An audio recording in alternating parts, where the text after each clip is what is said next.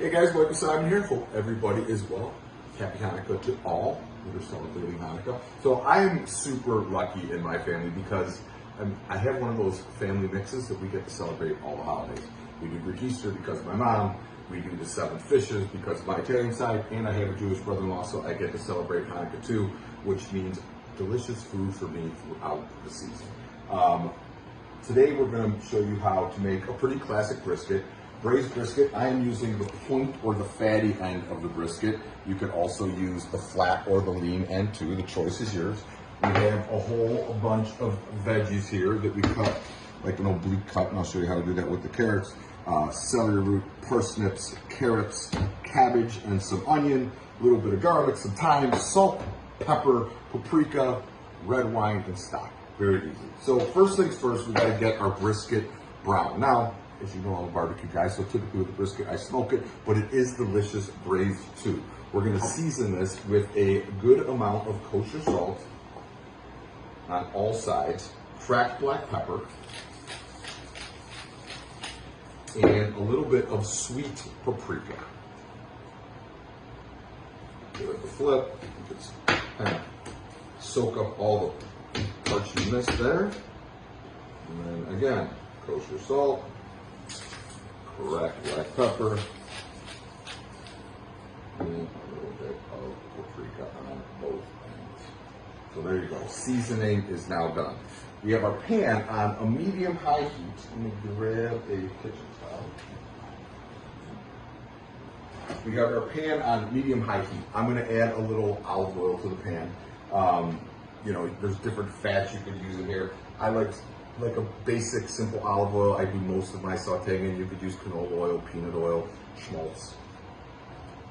You know, but I'm using olive oil. All right. So once the pan gets hot, then we add our fat.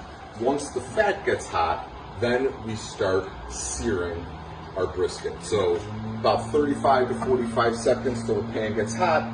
Then we're on that medium-high heat. We add our fat. We let the fat get hot. Then we start doing our brisket. You'll also notice I had this brisket out at room temperature before we started to cook it. And the reason for that is it's going to help it cook evenly. I never take food from an ice-cold fridge to my pan. So we want to let it cook evenly. Even though this is a long cook, that's the way it goes. We're going to start with fat side down, right in the pan. You should hear a sizzle, which we do. And we're just going to let this go for a couple minutes on both sides so it gets nice and golden brown. Keep moving it around until it is encrusted all the way around. As that is happening, I'm going to start getting some of my veg ready. I have 2 onions here. With the onions for this is a long cook.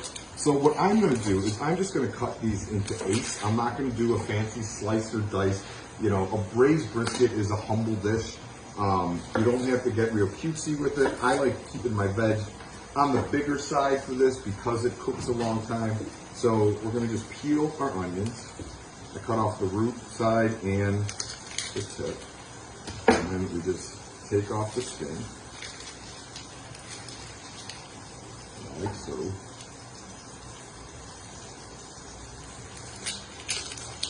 One of the things you could do too with the brisket, I did salt, pepper, paprika, but I've been at you know, in-laws, friends' house, stuff like that, and sometimes they get really fun with those seasonings, like different curries and spices or Moroccan spices and things of that nature. So once you know the basic technique, you could have fun with different seasonings if you choose to use different seasonings. Is there any seasoning you should stay away from for sure with brisket, or? You know, because it's red meat and it's pretty hearty, it holds up to most things pretty well. Okay. Lavender. Just a little top of mind. But I mean, but like coriander, cumin, curries, rosemary, all those things would work very, very well with a brisket. Even to be honest, lavender wouldn't be bad. Because beef holds up to flavors, so you could go big flavors. Okay. Alright, so we cut our onions in the 8s. I'm gonna take, I have some pretty big garlic cloves here. I'm just gonna give them a gentle smash. These ones have the skin on, so we're gonna smash them.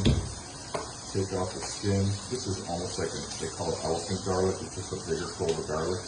Tastes the same, maybe a little more bitey. If you see, here's a little garlic tip for you. The green, see the green stem in the middle? Yeah. This has a lot of that kind of intense garlic flavor, and what gives you the bad breath. So if you see a big, you just pop it right out. What, you don't want garlic breath? Not unless everybody does. Garlic's one of those things where you either want everyone to have garlic breath or no one to have garlic breath. We have, you know, I'm going to say if you have regular sized garlic, you're looking at more of an 8 clove situation. If the garlic's a little bit on the larger side like this, you know, 4 is totally fine.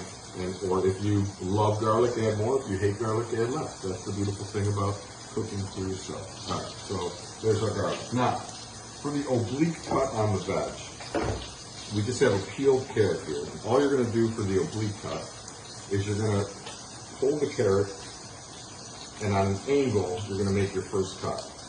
Then you're going to roll the carrot, and then you're going to make another cut. And you roll it again, roll it again, roll it again, and there you go. You have your oblique cut carrot. It's just a nice big chunky cut like so. Lovely. Smells like this is about ready to flip. Again, one of the things we always talk about, cook with your senses. You hear it sizzling, sense. You look down, you see it getting brown, and you use your nose. You know, you could smell when let's things are see what it looks like in there. That's, see how deep golden that is? That's really what you're looking for. So we give it a flip. And you got to be patient. You know, you got to take cooking right takes patience. You can't rush that situation. Let it happen. All right. So we have our garlic, we have our onions, we have our root vegetables. Now I'm going to have some cabbage. Now cabbage is just one of those things. When I was growing up as a kid, my grandfather, whenever he made brisket or stews or anything braised, he always put cabbage in. I just love the flavor it gives to it. So there's kind of a couple different ways you could handle this cabbage. You could shave it all up and braise it in there. What I'm going to do though is I'm going to cut it and I'm going to sear it separate. So I'm going to get like big chunks of caramelized cabbage that then when the braise is almost done or done, I could serve it aside or underneath the meat to kind of help break up the richness of the meat. So we're going to leave the root on. I'm going to cut this into eighths with the root in.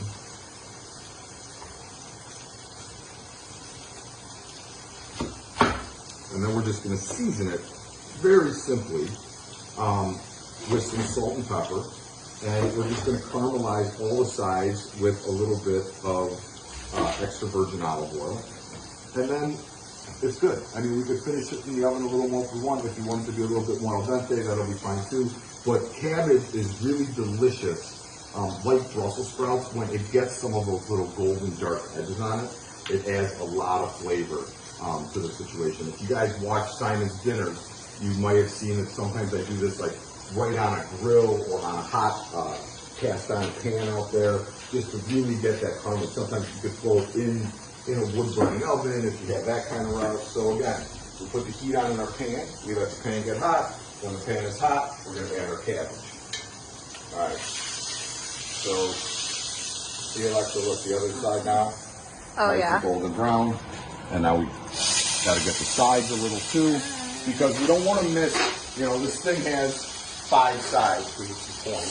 We don't want to miss the opportunity to add flavor to any side. So anytime I brown, I get the Maillard effect, which creates this really intense flavor. And it also gives us those little brown bits on the bottom of the pan, the fond, which is then going to come up into our sauce and give us a delicious braising liquid. So this pan is just about hot. We're going to add some olive oil to the pan. And then we'll just start searing our cabbage. We probably can't do it all at once. We get about 3 in there at a time. Alright. So we'll do 3 caramelizing, and then we can just set them aside and wait till our stew's done. Finish them in the oven last second to get them warm. Okay. And we're in good shape. How you feeling about this, vegetarian? You know, You waiting for the latkes? can't wait for the latkes. Really looking forward to the latkes. But, you know, if you're going to do it, you got to do it the right way. And this doesn't look too bad, I have to say. Right? Yeah. Brisket reminds me of the marvelous Mrs. Maisel. There you go. She always brought it to get her husband on the stage. I mean, I just love.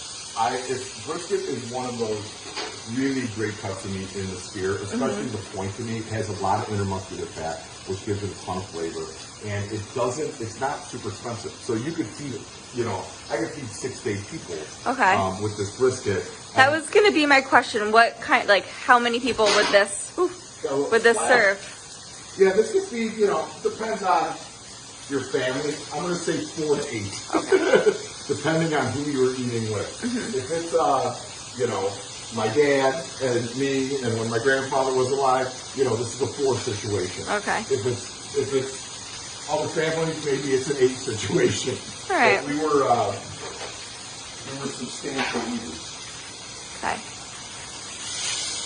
All right. So we have all sides brown. I'm going to pull the meat out, set it to the side, and now I'm going to start adding my veggies. So we're going to put our onions in.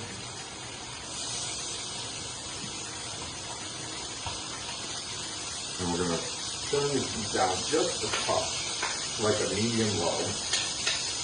And let the onions start to caramelize a little bit in that fat. Now there's the olive oil in here, but there's also a good amount of the fat that has been released from the brisket. Okay. Now we can put in our parsley, and our celery root, and our carrot. A pretty heavy vegetable situation.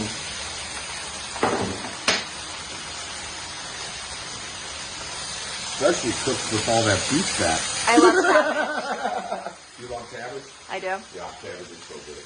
So with the same thing we're doing with the cabbage that we did with the steak, we're really letting it get a nice amount of caramelization on it, because that's going to make it taste really special. Okay. Boiled cabbage is fine, but brown, deep roasted cabbage is delicious. Yeah.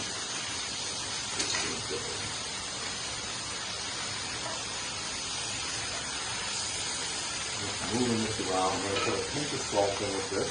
Okay. A little bit of cracked black pepper.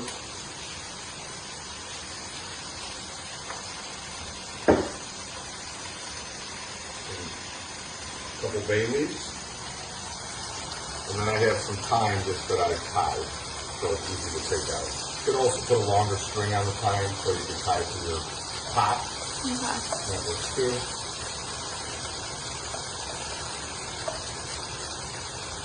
Now we take some red wine and we deglaze the bottom of the pan with the red wine. So we're going to put some wine in the pan, about, you know,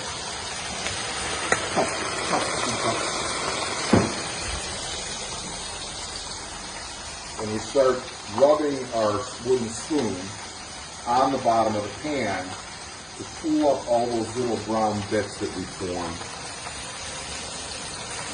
while we were braising, or while we were searing.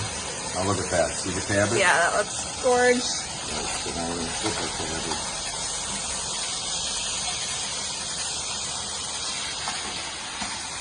We'll let that do the other side, and then we'll do the rest of the cabbage too. Okay, so we've deglazed.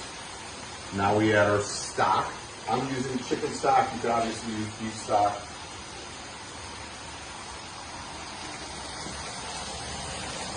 I'm going to let this come up to a simmer. When this comes to a simmer, I'm going to put the meat back in. Now, very important thing when you're braising brisket or any other meat. A mistake that people make is they take the meat and they submerge it completely into the liquid. And you're boiling the meat. You're not getting any good caramelization. We're going to take the fat cap side of this. We're going to put the meat about 3/4 down. We'll nestle it in with the vegetables in the stock. And we'll leave the fat cap hanging out over the top. So that's going to continue to caramelize and drop those drippings into our liquid, which is going to give it tons of flavor and add additional flavor to the top of the meat. If you submerge the whole thing, you're just making boiled meat. Okay. Not nearly as much flavor. All right, so I just kind of... Is it important to keep the fat cap on top? Like that's what you... Yeah, that's okay. So the fat cap being on top does a couple things. One, it helps it render out a little bit as it's cooking. And two, the fat cap protects the meat from drying out. So if you put the wiener part on top, you're going to end up with some dryness on top. The fat on top is what kind of keeps it all moist and bastes the meat almost as it's cooking along.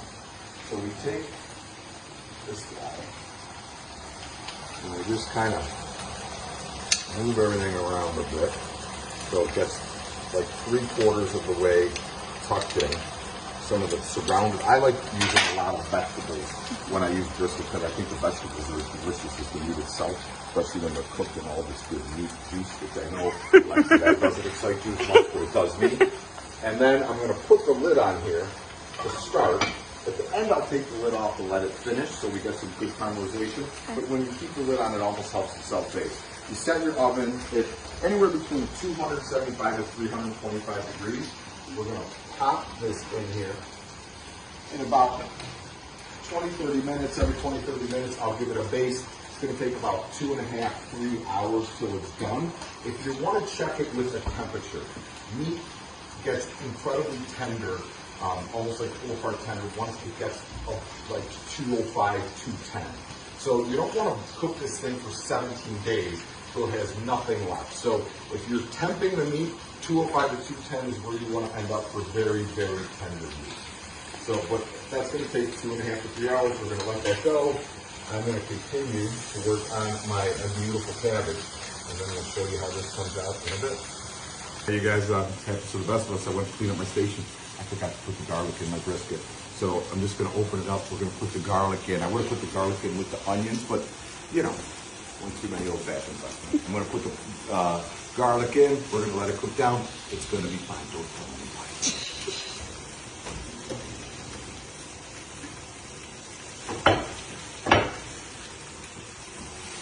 There it goes. Alright, so this has been going for about 2.5 hours. Oh, excuse me, Norman. And at this point, the brisket is tender. The vegetables are like melted. They get like, they suck up all the juice and they get like, almost like they're gone. They're so tender at this point. Can I get a look in there? Yeah, get in there. So you can see the liquid's reduced a little bit. Yeah. And see how the brisket has a little jiggle? That's what you're looking for. And then I have some flat leaf parsley, about half a cup.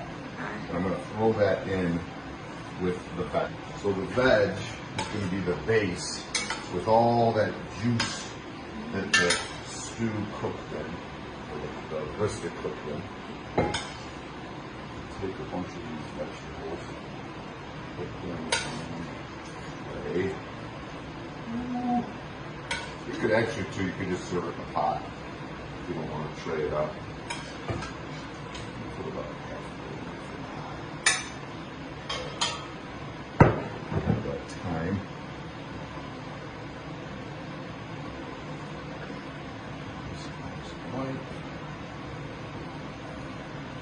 Then we're just going to slice our brisket, put it right on top, and then I'm going to top it with some horseradish. Okay. Do you want to slice this in any particular way? So yeah, so this is the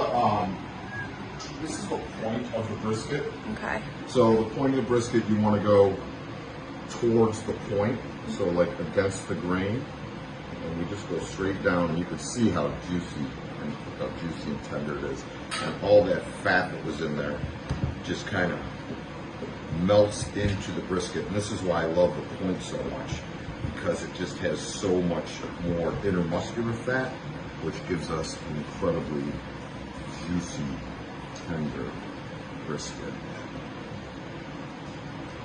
Yeah, it looks nice and like easy to chew. It's juicy. That's the beauty about braised meats like this is they start out tough, and then they cook a long time, and they have all that great intermuscular fat, so they just get tender and kind of really succulent as they're cooking. There's some of that braising liquid. Yeah. And then how I like to finish is, we season this really good, so it shouldn't need any additional salt, but if you wanted to put some crunchy salt on there, you could. But what I like to do is I like to finish it with a little bit of fresh horseradish. And I just get microplane. I've never seen fresh horseradish before. Fresh horseradish. It's a big moment for you. Whoa. So we have the horseradish on top of that braised brisket, all that beautiful liquid, and the root vegetables, the carrots, the parsnips, the celery root, finished it with some flat leaf parsley, and then that cabbage that we seared off, I just flashed it in the oven to get it warm real quick. And I just serve this right next to my brisket, so then people can get a big piece of cabbage, a big piece of meat, all those root vegetables, and that jus, the braising liquid. Delicious. Happy Hanukkah, everybody.